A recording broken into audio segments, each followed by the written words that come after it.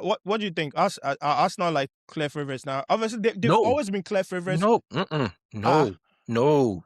they're not clear The- favorites, okay? Bruh, I, I, Until you see City like I, 11 or 12 points, that's where you. bruh, I need to see them holding the trophy, and then I'm like, maybe.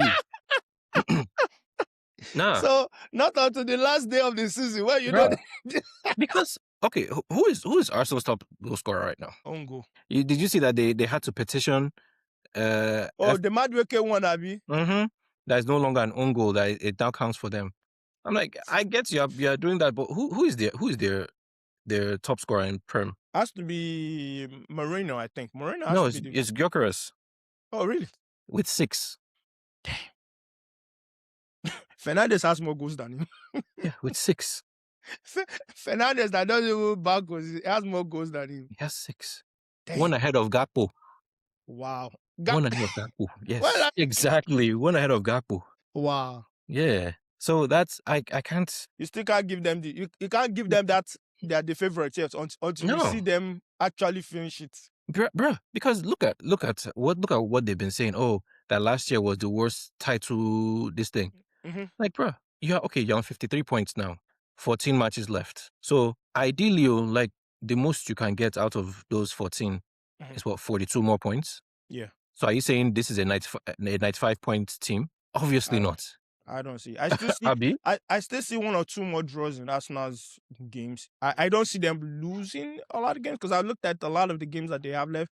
I see a couple of draws, but I don't see them winning all of them outrightly. They probably still have 1 or 3 more draws in that game. But like I said, to be honest, realistically speaking, I think they will go ahead to win it because one thing that Arsenal has going for them is they have a very, very good defense, and you could see that even in the games against Leeds, they didn't give Leeds a sniffing chance. Like not even when they made a mistake, they cleaned up very quickly, very, very quickly. But yeah, that's kind of what I feel. Let's kind of transition into the Arsenal versus Leeds game since we're already talking about Arsenal. A very convincing win because this is the game that I thought that they were going to wobble. I was expecting a full. Oh, really? Yeah, I really, because Leeds, if you look at some of the top teams that they've played against, they beat us. They drew against you. Did they beat Man U? They've like when They it came drew to, Emmanuel. yeah, they drew Man U. When it comes to big teams, Leeds all of a sudden turn into Barcelona FC. They turn into freaking Bayern Munich, and they start all their hair on their body starts standing. I'm like, okay, I'm expecting the same treatment, but you go into the Arsenal game and they let Arsenal move to them, bro.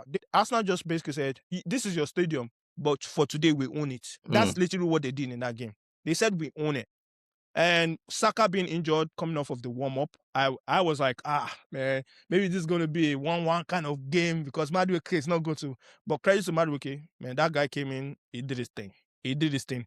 A good cross from the corner. He also set up the first goal.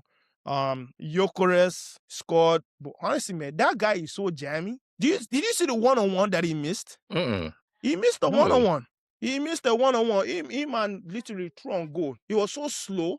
I think he ended up going out for a corner or something. I was like, you're one-on-one, bro. Use your body. Finish the goal. Problem. I don't understand, man. I don't know who they bought to. I'm by the end of this season, I'm going to make a full video on Portuguese strikers and how they are fed in this Premier League. And we are going to find out where the money laundering is going on in that Portuguese league versus Premier League. We are going to find where it's going on. Investigative series coming up. Watch out for that. But Arsenal were dominant in this game. Once they scored the first goal like that, I was like, oh, it's a wrap. Because, like I said, if Arsenal score first, forget about scoring. Like, unless they make a mistake in the back, or you somehow are very, very like fast in your transition. Once they score first, I was like, I was just watching for fun at that point. But was this a dominant performance from Arsenal, or was this a very poor Leeds? It's a bit of both, because even if you look at the first match they played against each other, they beat Leeds 5-0 as well. Yeah, true. So, and that's where Gyökeres got 2 of his goals that he has used to start pad. It's just, I don't know if it's a stylistic thing or personnel or just a gap in class, but yeah, it wasn't. This was one of those I didn't see I didn't see a potential for Arsenal to falter in this one at all.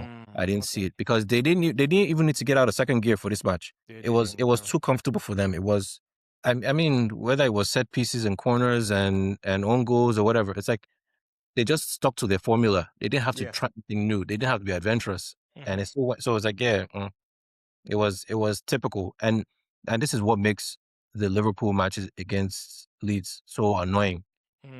Didn't beat them at all. Drew them twice. It's just oh, good. No, I don't think it was. I think it was what if they are a title contender and title favorites to most, this is what they're supposed to do. Dispatch of them so that there's no hope at all.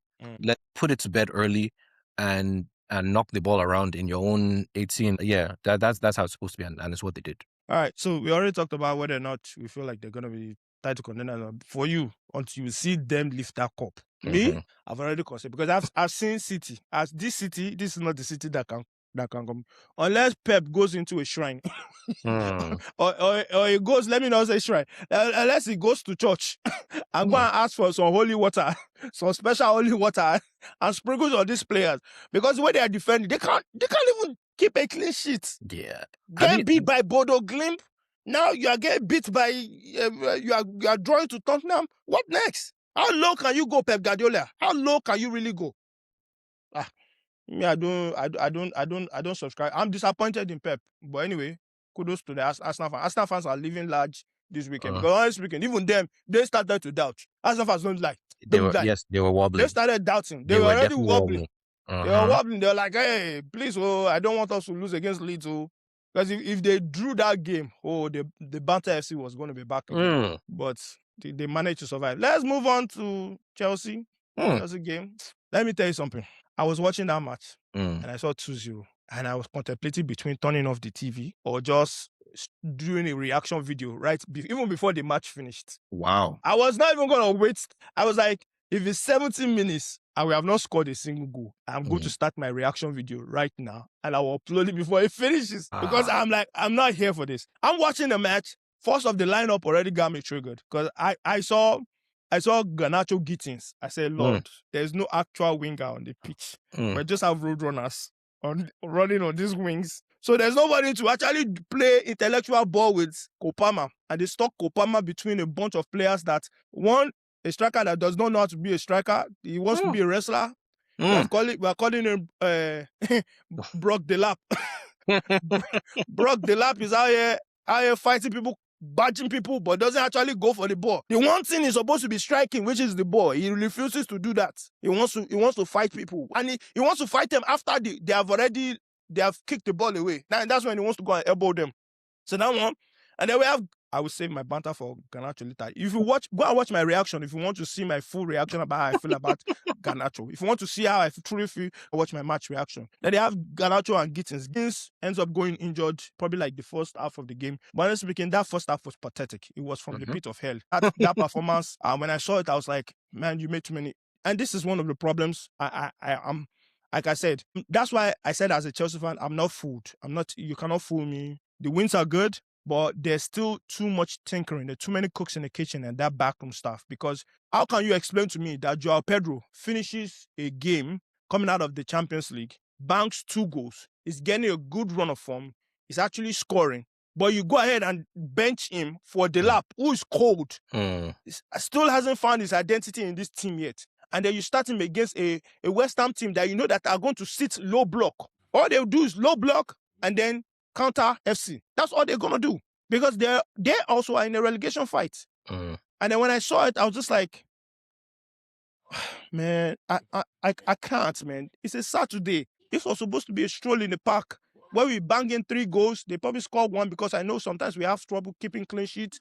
And then we take out the most important players by the 60, 75 minutes. And then you can do your 5 at the back, whatever you want to do, and then kill the game out. But what you are doing, you are pissing me off, Rosinier. But my question after my rant, I'm not going to talk about Garnacho. Because if I talk about Garnacho, I can take another 10 minutes off of this video just talking about him alone.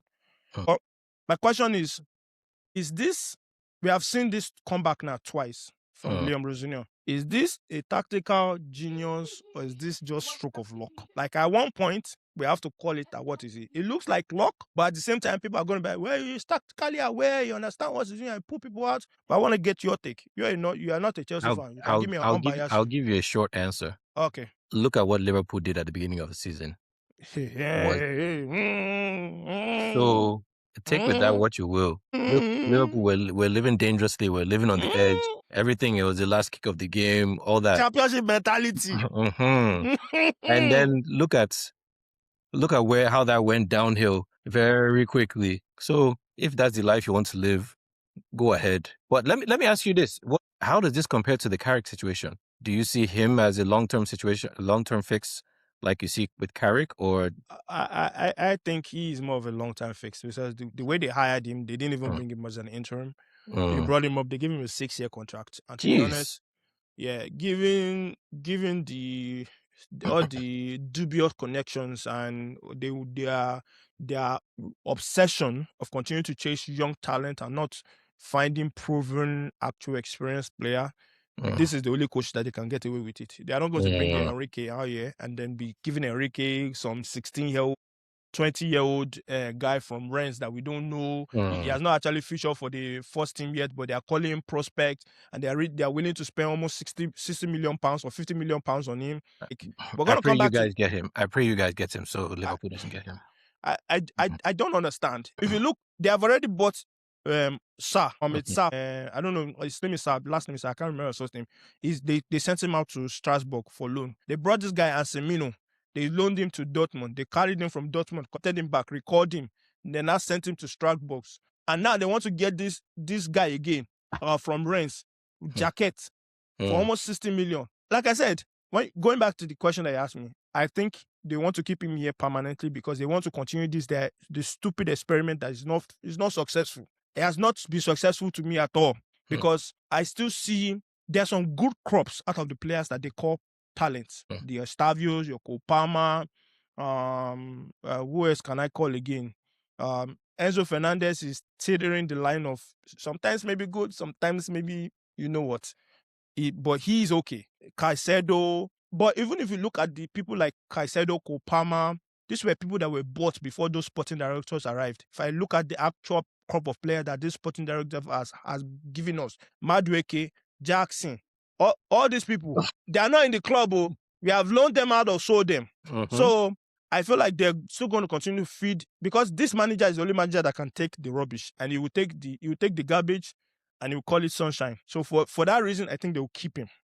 But going back to answer the question that you're saying, I also still feel it is luck. There's nothing tactical about it because some of the substitutions he's making are just common sense. Why would you go to Napoli and play 3 at the back with Reece James as a center back?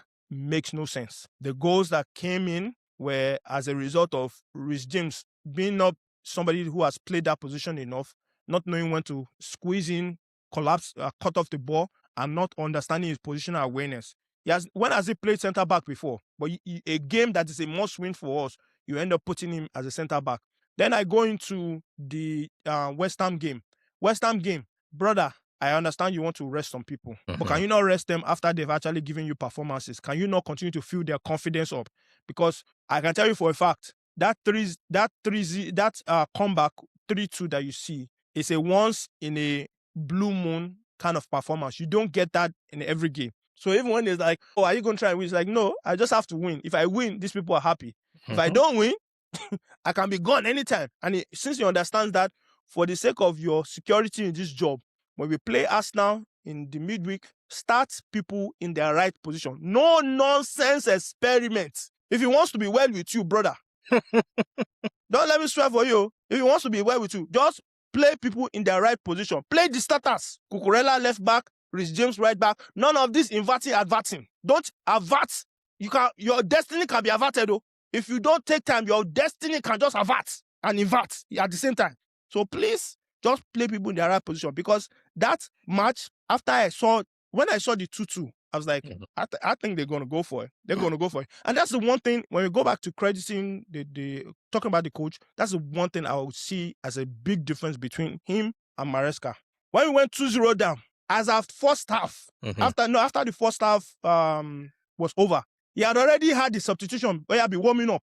So that as second half starts, jumping. Maresca, and I remember specifically against that 3-1 against Leeds. This man saw Tosin Adaribiyoyo. He saw him struggling, being twisted up, mashed up in this thing. He saw him being twisted up and mashed up. And then he decides to keep him. After second half, he keeps him on the pitch. Damn. And then the goal comes from that same position again. So one thing I'll credit him for is when he sees his mistake, he's quick to correct it. Because he dragged that nonsense Garnacho out of the pitch. I don't want to see that guy enter the pitch again for the next 4 or 5 games. That's how pissed off I am with Garnacho. For the next 5 games, just have him sit on the bench. In fact, to make it worse, when it's 85 minutes, have him warm up. Let him just warm up, be running, but don't put him in. Don't just let him burn calories. Shebi he wants to be a road runner. Let him burn calories, but do not put him in. Because if I see that guy on the pitch again, Estavio, please just come back from Brazil. Because that's the only reason why Gittins was placed in the wrong side, and then they started him ahead of Estavio. Because if not, it will be Gittins on the left and Estavio on the right. Estavio, please, I hope all is well with your family. Please come back. We need you. I cannot watch this monstrosity against Arsenal, because if not, Arsenal will wipe us waiting no good if we go and play with Garnacho and Gittins again. Please stop that rubbish. I don't want to see it again. That's it for me. That's the end of my rant. I just don't want to see Garnacho again on that pitch for the next 5 games. But yeah. Oh, the other thing I want to talk about. Did you see João Pedro almost lose his life? I saw his life flash in front of you. You know when they say you see your life? I saw his life. His own life. I saw his spirit. It's the Holy Spirit that was like, oh, back. Something moved him out of the way. He thinks it's the one. Something moved him out of the way. Because the way that guy was charging, he looked like a bull. That guy should not be a footballer. He's just go and do bodybuilding. It's not working. You know, sometimes you have to know when it's not working again. It's not working at Adama Traore. Go and be fitness coach. Go and be a pundit. I don't know how you wear jacket without your big distance, but go and do something else other than soccer. It's not working. Can you imagine this guy was a La Masia product? They actually wanted him back at some point. Abomination. Yeah, except for the fights. Great comeback win. Again, the coach he has instilled a different mentality in the team. But at the same time, now that you mentioned this, remember how Liverpool were doing? I'm like, maybe I should not get carried away with this whole mentality. I'm just saying. Maybe something. Maybe this is luck and it will run out. So please, just fix up, man. That's all I'm asking. Because if he actually starts the right people, no problem. But he wants to be experimenting at the wrong time in the season. Experiment when you know you are like 10 points clear of top 4 and nobody's going to catch you. Probably the last 2 games. Experiment. You have the whole summer preseason because you are a permanent coach, right? Experiment after during preseason. Don't come and experiment here. We don't need to know what Rosinia ball is. We don't want to know Mazaria ball. We just want to know Rosinia, whatever your name, or Liam ball. We don't want to know Liam ball. We want to know just win. Win the game. That is the end of it. Don't go and enter Amorim shadow. Don't let that Amorim disease touch you. Just play the people in the right position where they are best at.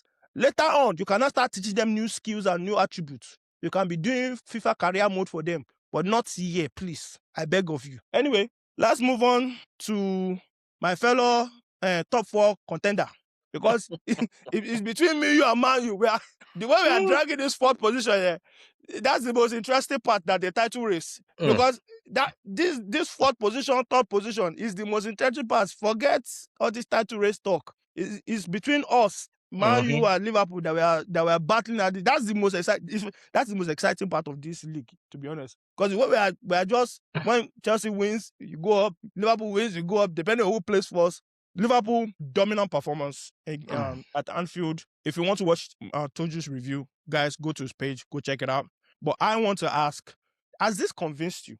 Has this win? Are we still looking at paper over the cracks, or do you now feel like he's getting the best out of his squad? Because I'm looking at the likes of Ekitike, scoring, on fire at the moment. Florian Wirtz, Mr.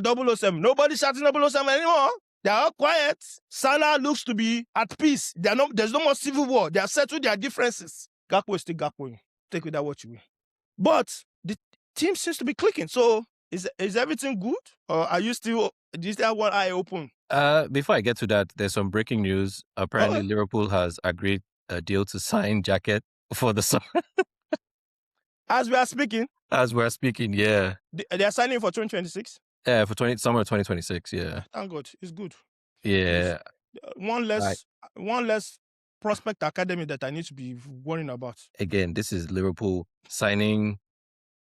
Bro, we need defenders right now. Okay. I Especially understand you. we need defenders right now. Leone is coming back next season. Yeah, that's true. You don't need to be signing for next season. You Y- need to be y- signing for now. on- But then it's like, is this with an eye on Konate leaving or Van Dijk going into the final year of his contract? That's true. That's true. That's true. That's true. You have a point Yeah. there. So it's like, well, and this is after the earlier part of the day. It was the rumors were Gertrudia. I'm not even sure how to say his name. It sounds like a hard blood pressure medicine. That's his name, Mhm. Gertrudia, that is on loan with Sunderland from Feyenoord. Mhm. He was Slot's captain when Slot was with Feyenoord, Yeah. but he's on loan. So it's like even that because of he has some versatility, but then even for Sunderland, he's not even an every week starter. Yeah. And I So saw that. I saw the deal was actually it was going, but it yeah, was. then I don't know what happened. I think it's because they lost the defender or something. it was more of Sunderland would need to find cover for him, like someone to replace him, and then Mm, what's the compensation to Sunderland because mm, he's in the middle of a loan, and mm, I kind of feel like that was just a negotiation tactic for mm, this deal because mm, everybody was talking about that one, and then mm, all of a sudden everybody just got the memo of deal off. But now you have Fabrizio, you have Ben Jacobs, you have a whole bunch of people saying this guy to Liverpool is done. Personal yeah, terms have been agreed, fee has been agreed, everything. But for 2026 summer. yeah. Like, then what this does nothing for me. I think that's why Chelsea walked away, to be honest, because we needed somebody like right now. Yeah, And if we are looking at the summer, there's so many other prospects, there's so many other yeah, players we can go get in the summer. So many people will become available even on a free or their contract is running at their 1 year down. Like, hey, maybe we're gonna tap Konate up. If people are not going to sign him up, let's happy. tap him up and say, guy, they have bought your replacement. Yeah, because Leone is already back. He's back in I won't And say in training, but he's like back in the facility. mm-hmm. Like we've already seen images of him on the exercise bike. So it's like he's in the middle of his rehab. It's looking like it's on schedule and everything. But anyway, this kind of leads to the question that you asked about Mhm. how I feel about the squad, how I feel about Slot. There was a time when he was talking about like the low block, and I feel like it's his personality to he's addicted to telling the truth Mm, and an unvarnished truth. So he's not even he doesn't try to mislead. He mm, doesn't try to do coach speak of we just take it one game at a time. Like no, this is the issue. yeah. We are playing against low blocks, but when we play against teams that come out and play, Mhm, we destroy them. mhm. Like look at what happened, whether it was against Karabag. Obviously, there's a gulf in class Quality. there. But again, they drew against you guys. Mhm. But then look at Newcastle. Last time we played them, they wanted to turn it into wrestling, and yet half of their players went off injured. Mhm. And then now again, like they weren't trying to sit back. Yeah. It's like once you give us that space, it's over. Mhm. The problem is not everyone is going to give you that space. You need to have an Yeah. answer for that. Yeah. But for him, when he mentions it, people think he's giving Give an an excuse. excuse. It's an explanation. However, people aren't trying to hear that. Nobody wants an explanation. They want Yeah. solutions. Yes, that's the thing. He's like, but it's for him. He's like, he's talking through his process of this is why we've gotten this is why we are where we are.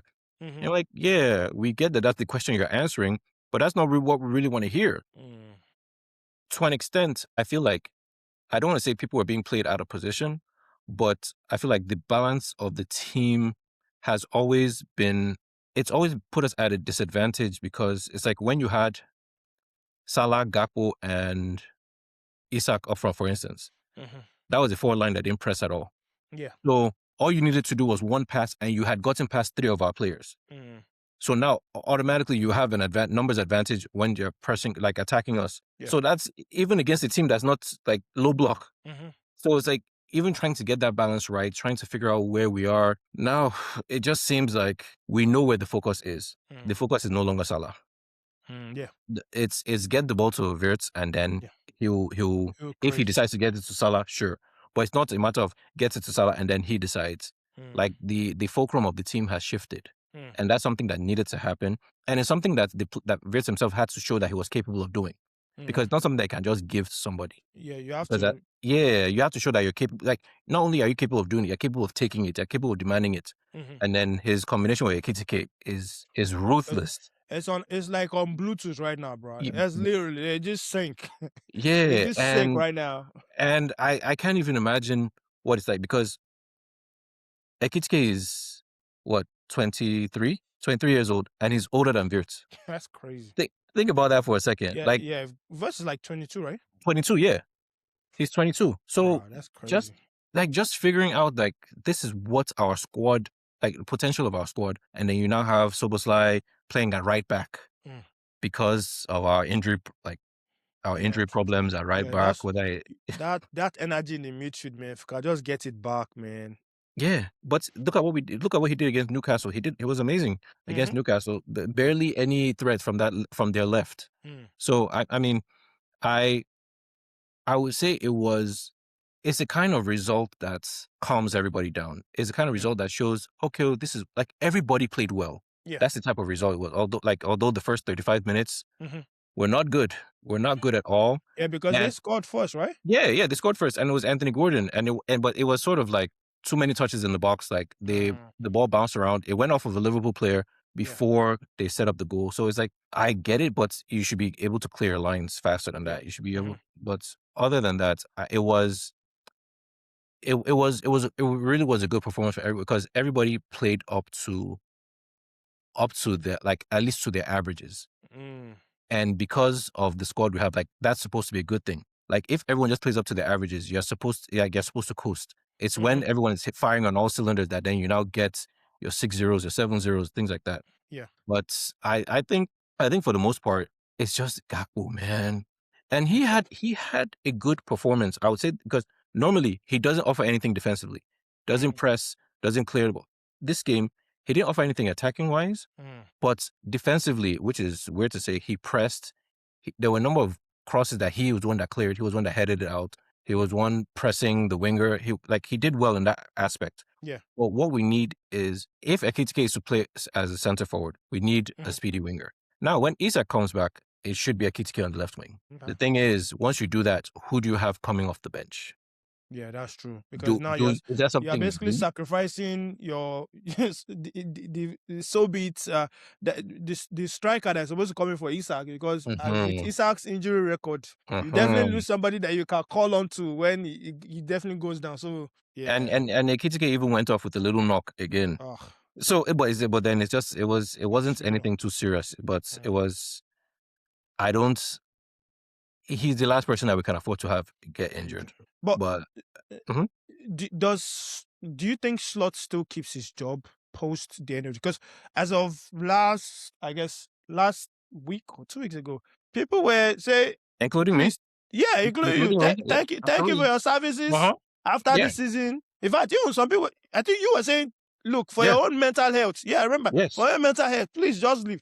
Does that still hold true, or do you think that he may be able to figure it out if you give it enough time? So I look at it this way: there's a very critical number of matches coming up for Liverpool. Okay. So, like you said earlier, there's going to be the next one up against Manchester City. That's on a week from today. Yeah. Then you have the Champions League opportunities coming up. No. Well, there's still the knockout phase. There's still, like, for the playoff round. They have a playoff round. Yeah. If by the time we get to that playoff round, we haven't gotten, like, I want to say, like, 9 out of 9 or 6 out of 9 or 7 out of 9. So if we are going into that on a down note and then we don't advance, he has to go. Because it can be 2 straight years of the first knockout round you're out. Yeah, that's true. Okay, I see. Yeah, it can't, because he's also the one talking about, 2 years ago we're playing in Europa. Liverpool's playing in Europa. Yeah, that might. It's like, he don't know how to shut up, bro. He don't honestly know how to shut up, because, like, remember we were just talking about this when he was talking about, like, for a team that won two Premier League titles in 30 years.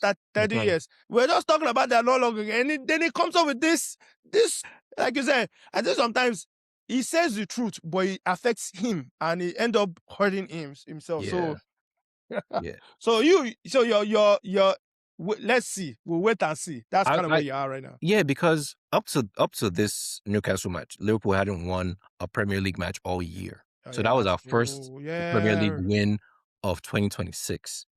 So it was 4 draws and a loss before this. So that's why you and Chelsea and Man U have been able to leapfrog Liverpool in the standings. Because of that. Like, look at what everybody else has been able to do. You guys have won 3 in a row. Man U have won 3 in a row. Look at what Liverpool had the previous 3 matches. So it was a big shift. And that kind of, because now if he goes on to draw or lose the next match, that means out of 7 matches, you have only 1 win. Yeah, that's okay. Yeah. Look at it that way now. You know, sometimes victory can cover up a lot. Yes, victory no. can just cover it because when you are forward, everything's clicking. You're like, wait, hold on a minute. You can't fool me. Yeah, but then it's like you see the last 2 Champions League matches again. It's like what, 4-1 and 6-0. Yeah, that's true. Yeah. So I don't, honestly, I feel like there have been some transfers that could have happened also where the indecision, the uncertainty has also affected it. Now that's why I feel like that might also factor into why this deal is coming in summer 2026. It's like maybe there's an acknowledgement of a new coach being around then, or Slots will be there and there will be no noise around him. So because like now you come now, that guy might not be here by March. And then I say with the way Man City has been falling off, Pep might just decide I'm done with all this. Yeah. And then who's up there now? It's be Alonso. And then I don't even want to put that out into the atmosphere. I don't know that out there. But yeah, no, it's but yeah, and yeah, I remember we did our at the beginning the winners of who's going to be like player of the year or something like that. And I was like, man, look at what Kitty K is doing, man. Like of all Premier League players, like goal contributions, not just in Prem, but if you consider Premier League players, he's second behind Haaland. Yeah, that's true. Yeah, I think he has 19 or something like that. So he's the real deal. Nobody was really checking for him before that. I saw one, and this is why Arsenal fans are so annoying. Like, oh, he was an Arsenal fan growing up. Thierry Henry was his idol. How did we let him slip? How did we let him slip by us? I'm like, what? That's the thing. Just I mean, how many people are fans of other people and they? Yeah. Yeah, but yeah, it was. Seeing him play and so versatile, so direct, so dynamic at his, and he's fast, bro. He's fast. And thing is, most of his goals don't even take into account his height. So it's not like he's just scoring headers or whatever. Spamming headers or anything like that. And the way when he's making that run, he makes up his mind very quickly. Yep. Doesn't dilly-dally. Like that goal that he scored, I think the second goal that he scored, where he just tapped it with the outside of his foot. I was thinking like he would take his time and try to he's like, no, I don't got time for that. Just poked it. I was like, yeah, no back lift, nothing. Goalkeeper didn't even know the ball was past him until it was too late. Yeah. Anyway, all right. So for you we'll see. That's where you are right now. We'll see. I would say he has bought himself time. Yeah. Time. Okay. This result, because it wasn't a nervy win. It was a comfortable. It was a convincing win. It was a convincing it's like win. Yeah, we hadn't won by this kind of margin in months. Yeah, in the Prem. So think about it, like, oh, in Champions League we're knocking people out, but in Prem we hadn't done that. So if it felt different. So everybody's like, okay, we can't say anything negative about him right now, and I agree. Hey, man, guys, if you've watched the episode so far, please like, subscribe, hype up the videos on both our individual channels. Links to the channels are going to be dropped in the description below. So guys, check them out. Check out our different content types that we're dropping. I'll be dropping this content first thing, actually today. I'll drop it today, late today, and then I'll drop more of it tomorrow and throughout the week. So guys, like, subscribe, give us your thoughts. If you're a Liverpool fan, let us know what you think about slot in or slot out. Do you think it stays afterwards? Man U fan, carry the wheel. Let us know. Guys, you already know what to do, guys. Keep it locked in here. Continue to subscribe, share. If you like this content, you enjoy this kind of conversations, share with people that you feel like will like it also. That helps our algorithm that ensures that this video gets shared with other people who like similar videos as you do. And also, again, just subscribe. Tell them to subscribe. When you share, don't just share. Tell them subscribe, because I'm not going to be sending you more. You want to subscribe by yourself. So guys, subscribe. Stay tuned here for more content such as this. We got to do a live video, a live stream for one of these games. I think we'll try to figure out which one.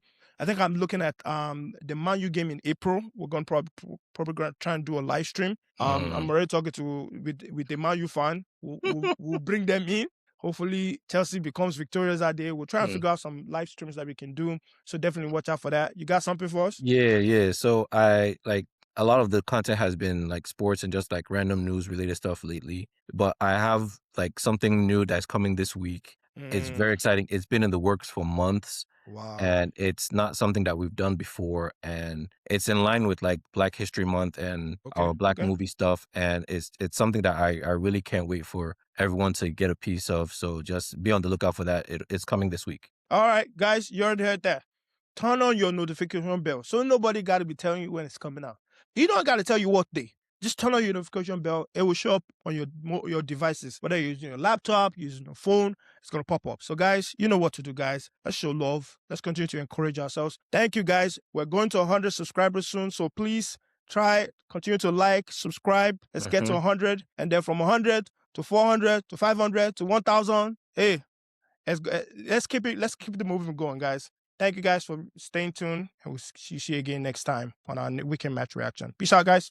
Peace.